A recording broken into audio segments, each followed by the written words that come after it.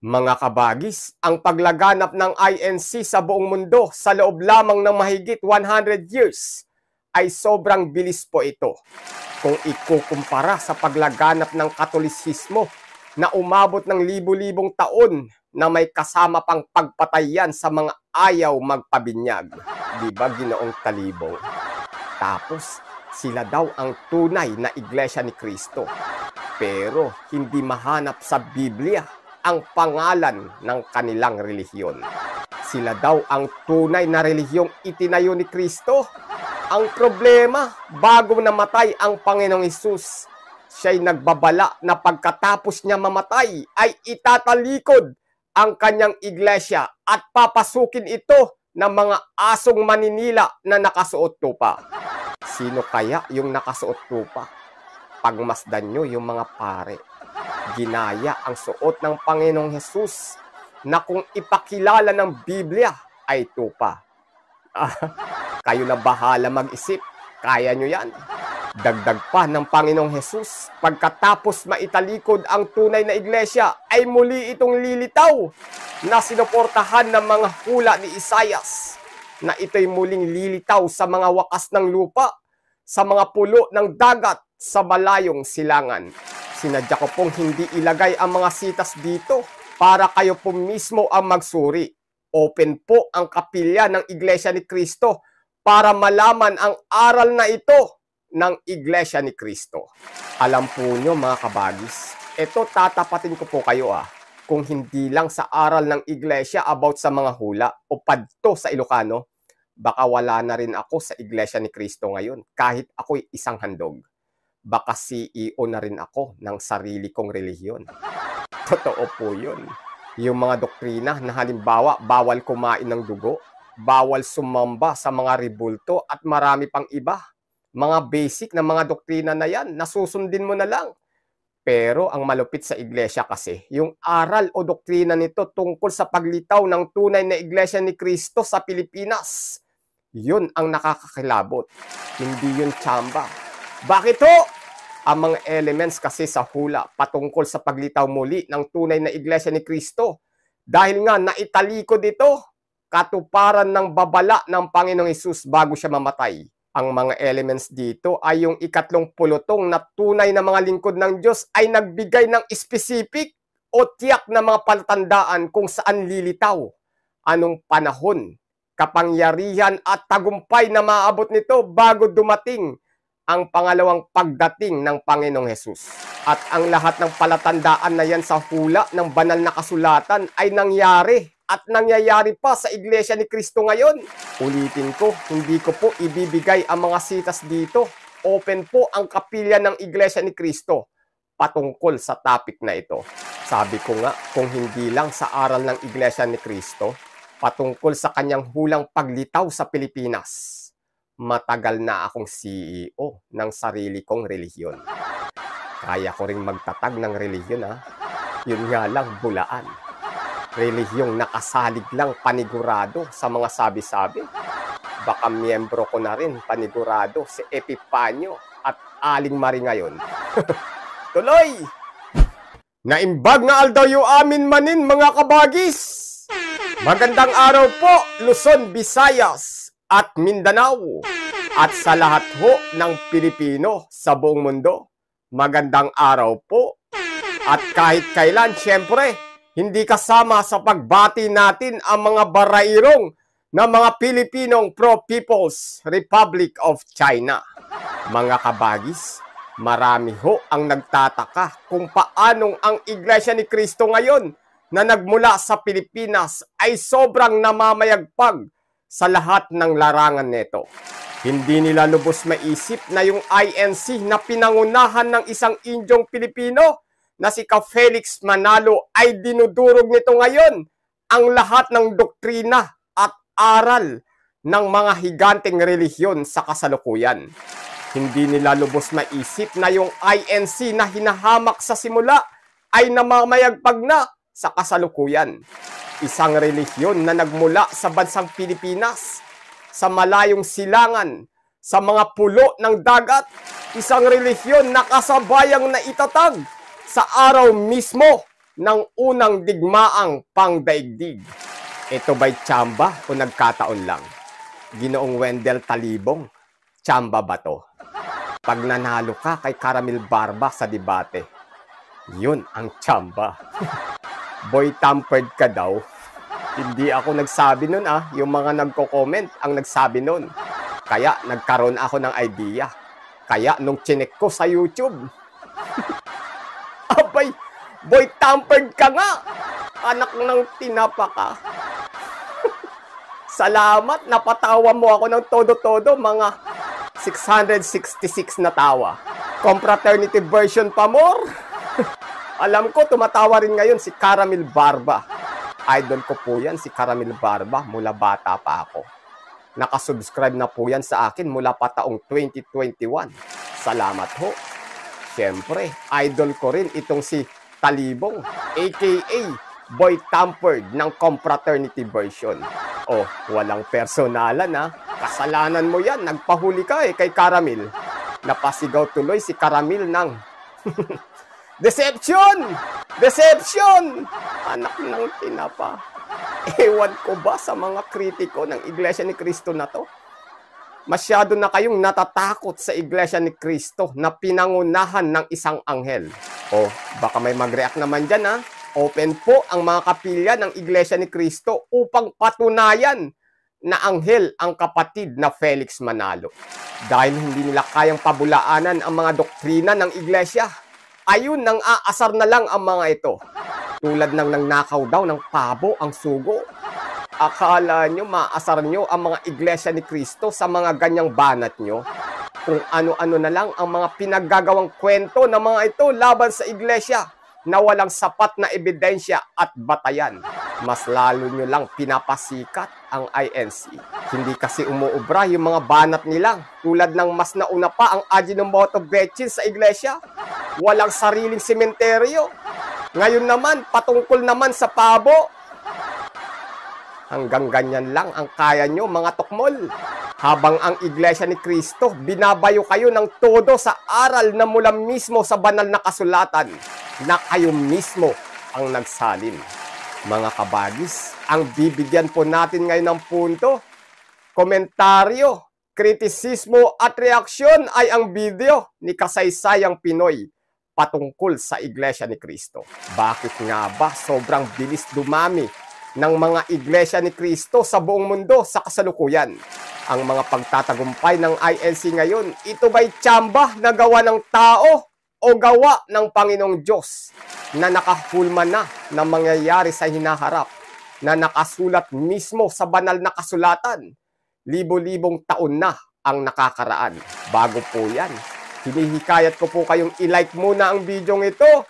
Siyempre ho, wag nyo rin pong kakalimutang pindutin ang subscribe or follow button. On nyo na rin po ang notification bell at piliin ang all. Pakishare na rin ho ang video ito para mas marami pang viewers ang maabot ng video ito.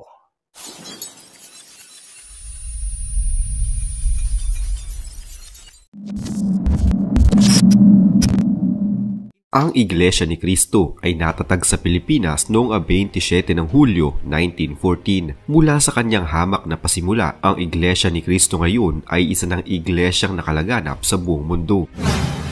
Inilalarawan ng iba ang Iglesia ni Cristo bilang ang pinakamalaking nagsasariling iglesia sa Asya at ang pinakamalaki, pinakamakapangyarihan at pinakamaimpluwensyang iglesia na lumitaw at nagsimula sa Pilipinas.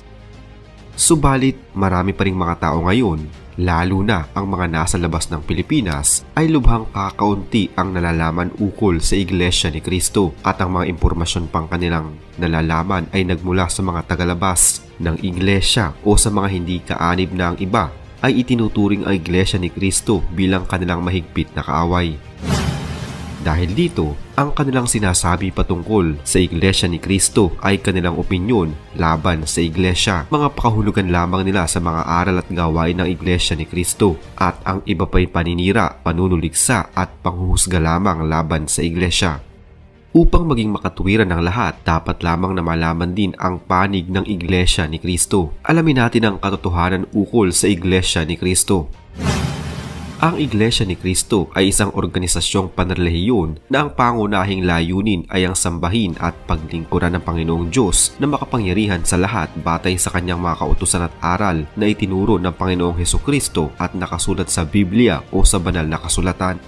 Bilang isang organisasyong panrelihiyon, ang mga pangunahing gawain ng Iglesia ni Cristo ay kabilang ang pagsamba sa Diyos, ang pagpapalaganap ng dalisay na ebanghelyo at ang pagpapatibay sa mga kaanib sa Iglesia. Ang taimtim na pagtitipon ng mga sumasampalataya, ang regular na pagsambang kongregasyonal ay isinasagawa 2 beses sa isang linggo, karaniwan ay sa mga araw ng Huwebes at Linggo. Bahagi ng palatuntunan ng pagtitipong ito ng Iglesia ang pag-awit ng pagpupuri sa Diyos, panalangin at ang pag-aaral ng mga salita ng Diyos. Sapagkat isang organisasyong panrelihiyon na ang pangunahing layunin ay ang sambahin ng Panginoong Diyos, ang Iglesia ni Cristo ay nagtatayo ng mga gusaling simbahan o kapilya na siyang pinakadako kung saan isinasagawa ang mga gawaing panrelihiyon ng bawat lokal na kongregasyon ng Iglesia. Ang pagtatayo ng Iglesia ni Cristo ng mga gusaling sambahan ay bilang pagtupad din sa kautusan ng Diyos sa kanyang mga hinirang para sa kanyang ikaluluwalhati. Ang pangunahing gusaling sambahan ng Iglesia ni Cristo ay ang Templo Sentral na matatagpuan sa Commonwealth Avenue, New Era, Quezon City. Ang gusaling ito ay inihandog sa Diyos noong Hulyo 1914 bilang bahagi ng pagdiriwang ng ika-70 anibersaryo ng pagkakatatag ng Iglesia ni Cristo sa Pilipinas. Ngayon, ang mga gusaling sambahan ng Iglesia ni Cristo ay matatagpuan hindi na lamang sa buong Pilipinas, kundi maging sa iba't ibang bahagi ng mundo na naaabot na ng Iglesia. Mga kabagis, ang paglaganap ng INC sa buong mundo sa loob lamang ng mahigit 100 years ay sobrang bilis po ito. Kung ikukumpara sa paglaganap ng Katolisismo na umabot ng libu-libong taon na may kasama pang pagpatayan sa mga ayaw magpabinyag. Diba, Ginoong Talibong? Tapos, sila daw ang tunay na Iglesia ni Cristo. Pero, hindi mahanap sa Biblia ang pangalan ng kanilang relihiyon. Sila daw ang tunay na relihiyong itinayo ni Cristo. Ang problema, bago namatay ang Panginoong Hesus, siya'y nagbabala na pagkatapos niya mamatay ay itatalikod ang kanyang iglesia at papasukin ito ng mga asong maninila na nakasuot tupa. Sino kaya yung nakasuot tupa? Pagmasdan nyo yung mga pare. Ginaya ang suot ng Panginoong Hesus na kung ipakilala ng Biblia ay tupa. Kayo na bahala mag-isip. Kaya nyo yan. Dagdag pa ng Panginoong Hesus, pagkatapos maitalikod ang tunay na iglesia, ay muli itong lilitaw na sinuportahan ng mga hula ni Isaias, na ito'y muling lilitaw sa mga wakas ng lupa, sa mga pulo ng dagat, sa malayong silangan. Sinadya ko pong hindi ilagay ang mga sitas dito para kayo po mismo ang magsuri. Open po ang kapilya ng Iglesia ni Cristo para malaman ang aral na ito ng Iglesia ni Cristo. Alam po nyo mga kabagis, ito tatapatin ko po kayo kung hindi lang sa aral ng Iglesia about sa mga hula o padto sa Ilocano, baka wala na rin ako sa Iglesia ni Cristo ngayon kahit ako'y isang handog. Baka CEO na rin ako ng sarili kong relihiyon.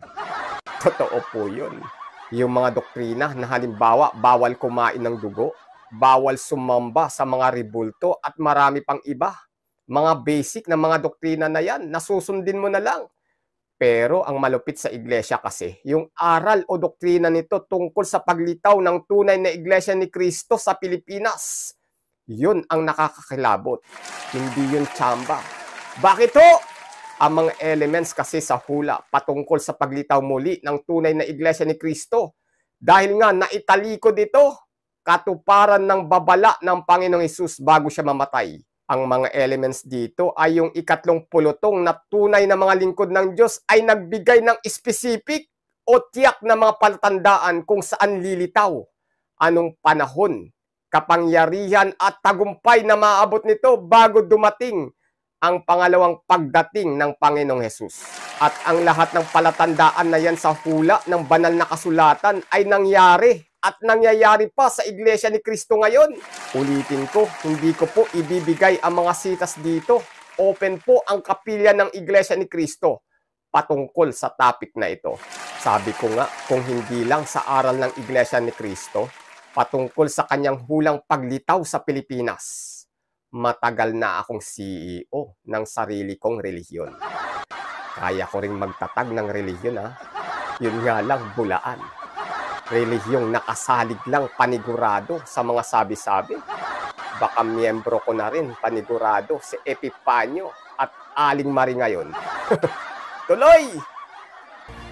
Ang mga gusaling sambahan ng Iglesia ni Cristo na karaniwang tinatawag sa Pilipinas na kapilya ay tumatayong landmark sa mga dakong kanyang kinalalagyan. Ang Iglesia ni Cristo ay isang relihiyong Kristiyano na nanghahawak at naninindigan sa dalisay na aral Kristiyano na nakasulat sa Biblia. Ayon kay Apostol Pablo, saganang atin tumutukoy sa mga tunay na Kristiyano ay may isang Diyos lamang, ang Ama. Kaya ang pagtatakwil ng aral ukol sa Trinidad na mayroon daw tatlong persona sa isang Diyos, ang Diyos Ama, Diyos Anak at ang Diyos Espiritu Santo, at ang paninindigan sa aral ng Biblia ng Ama lamang ang iisang Diyos na tunay ay isa sa matitibay na katunayan na ang Iglesia ni Cristo nga ang tunay na relihiyong Kristiyano. Ang relihiyon na naninindigan sa dalisay na aral Kristiyano na nakasulat sa Biblia o sa banal na kasulatan.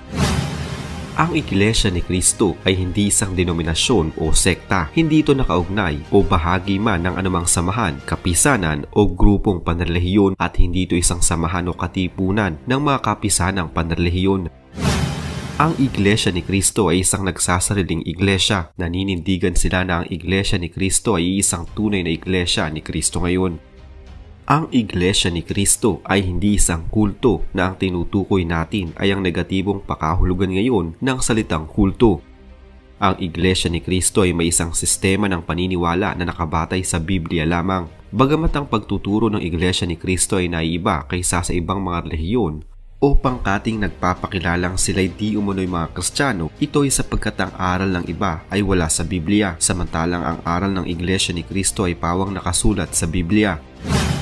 Ang isang kulto ay isa ring labis na pamimintakasi sa isang bagay o isang tao, pag-idolo sa isang bagay o isang tao. Ang Diyos lamang at ang Panginoong Hesukristo ang sinasamba ng Iglesia ni Cristo.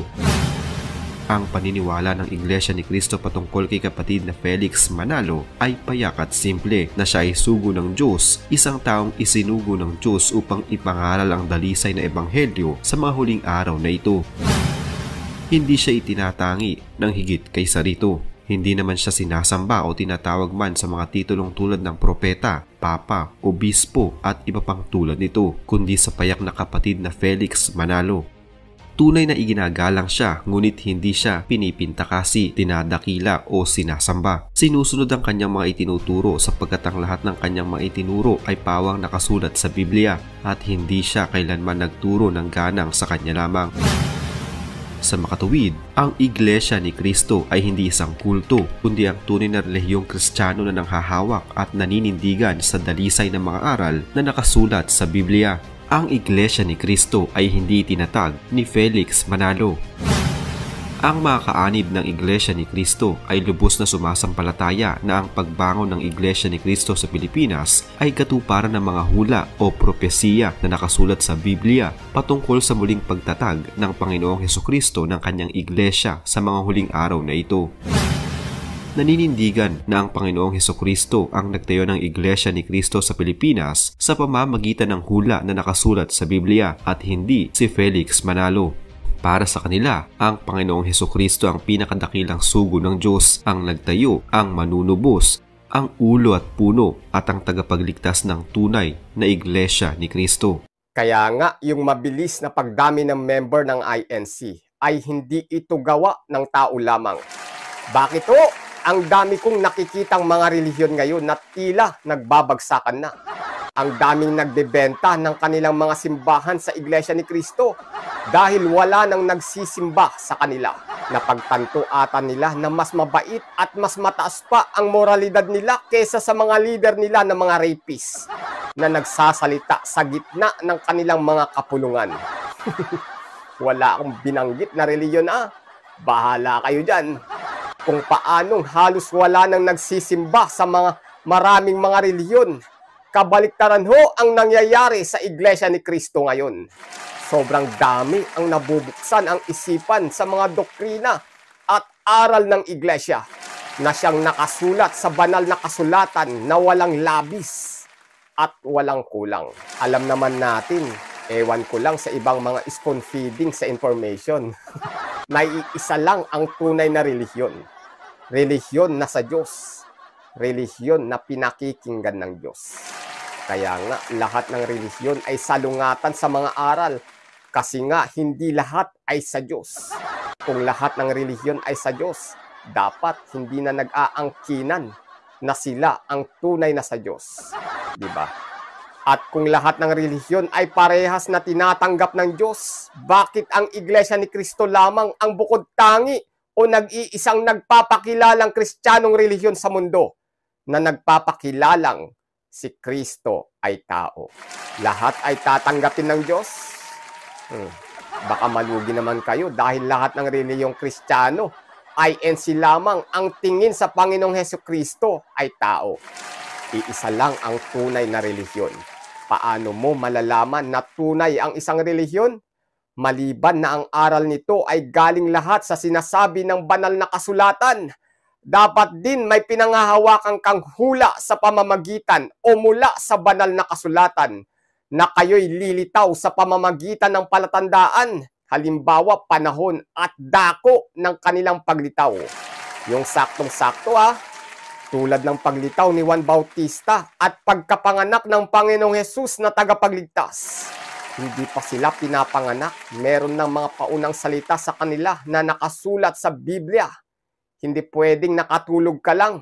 Paggising mo, disappointed son of a bleach ka na. Di ba, Mang Kibuloy?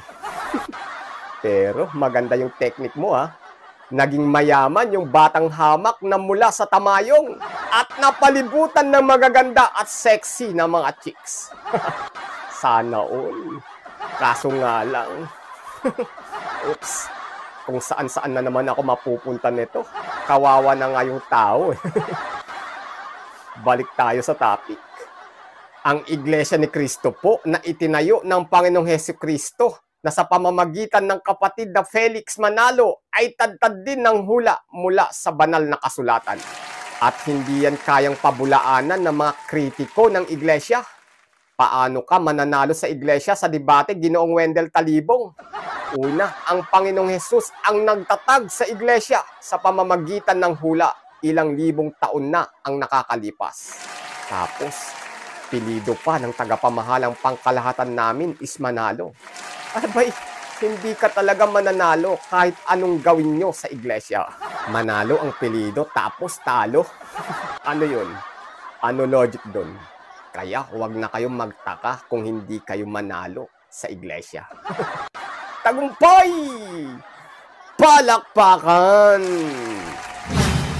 Ang Iglesia ni Cristo ay may pangkalahatang pamamahala mula pa sa pasimula. May isang ministro na namamahala sa buong Iglesia na ang kanyang tungkulin ay tinatawag na tagapamahalang pangkalahatan o executive minister sa Ingles. Ang unang naging tagapamahalang pangkalahatan ng Iglesia ni Cristo ay si Felix Manalo. Siya ay namahala sa Iglesia ni Cristo mula taong 1914 hanggang 1963. Si Eranio Manalo ay ipinanganak noong Enero 2, 1925. Siya ang kalimang anak ni kapatid Felix Manalo at Honorata de Guzman Manalo. Siya ay tuwirang tinuruan at sinanay ng kanyang ama. Nag-aral siya ng pagkaabugasya, subalit dahil sa tindi ng pangangailangan noon ng mga manggagawa sa iglesia, hindi niya itinuloy ang pag-aaral niya ng abugasya at sa halip ay pumasok sa ministeryo. Siya ay ang naordinahan bilang ministro ng Ebanghelyo noong Mayo 10, 1947. Noong Enero 1953, siya ay nahalal na hahalili kay kapatid na Felix Manalo bilang tagapamahalang pangkalahatan sa pagpanaw ng huli. Sa panahon ng kanyang pamamahala, ang bilang ng mga distrito, eklesyastiko at ng mga lokal na kongregasyon ay nadoble. Noong 1963, may 700 lamang na mga ordinadong ministro, subalit noong 1974 ay umabot sa bilang na 1,700 at sa kanyang pagpanaw noong 2009 ay umabot sa bilang na 4,000. Ang Iglesia ni Cristo ay nakarating sa kanluran noong 1968 at mula noon ay lumaganap na sa buong mundo. Itinatag din ni Eranio Manalo ang College of Evangelical Ministry, New Era University at New Era General Hospital, ang tanggapang pangkalahatan ng Iglesia ni Cristo o Central Office. Ang Templo Sentral at ang Tabernakulo ay natayo din sa panahon ng kanyang pamamahala. Si KRD ay nanungkulan bilang tagapamahalang pangkalahatan ng Iglesia ni Cristo mula taong 1963 hanggang 2009 nang pumanaw si Eranio Manalo noong Agosto 31, 2009. Ang kanyang anak na si Eduardo Manalo ang humalili sa kanya bilang ang ikatlong naging tagapamahalang pangkalahatan ng Iglesia ni Cristo. Si Eduardo Manalo ay nahalal bilang pangalawang tagapamahalang pangkalahatan at bilang ang susunod na tagapamahalang pangkalahatan sa halalang isinagawa noong Mayo 6, 1994. Siya ay sinanay sa loob ng 15 taon bilang ang susunod na tagapamahalang pangkalahatan ng Iglesia ni Cristo. Ipinanganak siya noong Oktubre 31, 1955 ang panganay na anak ni kapatid Eranio Manalo at Cristina Villanueva Manalo. Siya ay nagtapos ng AB Philosophy sa University of the Philippines, ng Bachelor of Evangelical Ministry sa College of Evangelical Ministry at ng Masters at Doctoral degrees sa New Era University. Naging dekano muna siya sa College of Evangelical Ministry bago maging tagapangasiwa sa Distrito Eklesyastiko ng Metro Manila. At 15 taong gumanap ng katungkulang pangalawang tagapamahalang pangkalahatan bago siya maging tagapamahalang pangkalahatan ng Iglesia ni Cristo noong Setyembre 2009. Ang pagkakaroon ng relihiyon ay hindi naman sapilitan. Tayo ay may kani-kaniyang paniniwala at sinusunod. Kagaya ng mga kapatid nating Iglesia ni Cristo, patuloy silang maglilingkod, aawit at magdarasal para sa Ama habang sila'y nabubuhay. Sa dami ng tagumpay na tinatamasa ng INC sa kasalukuyan, sa likuran niyan, gabahadin ang mga humahadlang at kumakaaway dito. Kung ito'y hindi sa Diyos, hindi nito aabutin ang mga tagumpay na tinatamasa ngayon ng Iglesia. Natutupad lamang ang mga nakasulat sa hula mula sa banal na kasulatan na patungkol sa Iglesia ni Cristo. Lahat ng kakaaway sa Iglesia ay mga papahiya at mga papahamak. Ang Diyos ay gagawa para sa Iglesia ang huling pulutong ng mga hinirang ng Diyos. At sinong pipigil? Si Aling Marie? Si Epipanyo? Asa? Baka naman si Wendell Talibong na kay Caramil ay hindi na umubra. Yun, bilang Pilipino, ano po ang masasabi mo sa mga nangyayari ngayon sa ating bansa? Malaya ka pong ilabas ang iyong matalino mong komento sa ibaba. Dapat ho may pakialam ka. Dapat po may bilang ka. Muli, kabagis, make sure na napindot mo na ang like, subscribe or follow button. Kita-kits ho sa susunod na videos. Adios.